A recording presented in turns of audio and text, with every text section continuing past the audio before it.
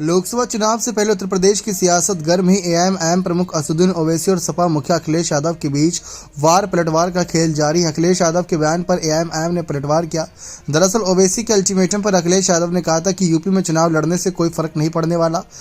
ओवैसी की पार्टी पहले भी ऐसा करती रही। अब ओवैसी की पार्टी के प्रवक्ता मोहम्मद फरहान ने पलटवार किया। उन्होंने कहा कि अखिलेश यादव को मुसलमानों से जुड़े किसी मसले पर कभी कोई फर्क पड़ा ही नहीं। एआईएमआईएम के प्रवक्ता ने कहा कि आजम खान का पूरा परिवार जेल में है।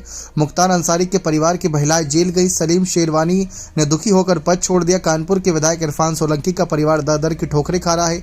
उन्होंने कहा कि पूर्व सांसद अतीक अहमद के परिवार की महिलाएं भागती फिर रही हैं। अखिलेश यादव को मुसलमानों के मुद्दे पर कभी कोई फर्क नहीं पड़ा।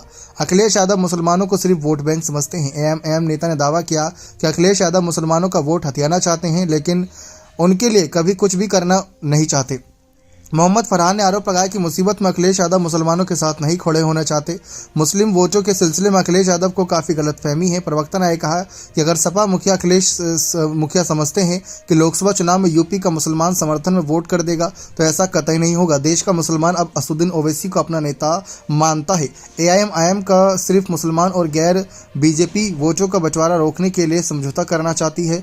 उन्होंने यह भी कहा कि हमने समझौते में सिर्फ अखिलेश यादव से 5 सीटें मांगी। अगर अखिलेश राजी हो जाते तो ठीक, वरना एआईएम ज़्यादा से ज़्यादा सीटों पर अकेले चुनाव लड़ेगी। एआईएमआईएम नेता ने कहा कि ऐसी स्थिति में अखिलेश यादव को कहने का कोई हक नहीं होगा कि ओवैसी की वजह से मुस्लिम वोटों का बंटवारा हुआ और सपा उम्मीदवारों की हार। गौरतलब है कि ओवैसी ने कहा था लोकसभा चुनाव के समाजवादी पार्टी के साथ मिलकर लड़ने की बात करी थी। दूसरी तरफ दबाव बनाने के लिए अखिलेश यादव पर निशाना साधने से कतई बाज नहीं आती। एआईएम ने 2 दिन में गठबंधन नहीं होने पर अकेले चुनाव लड़ने का ऐलान किया था।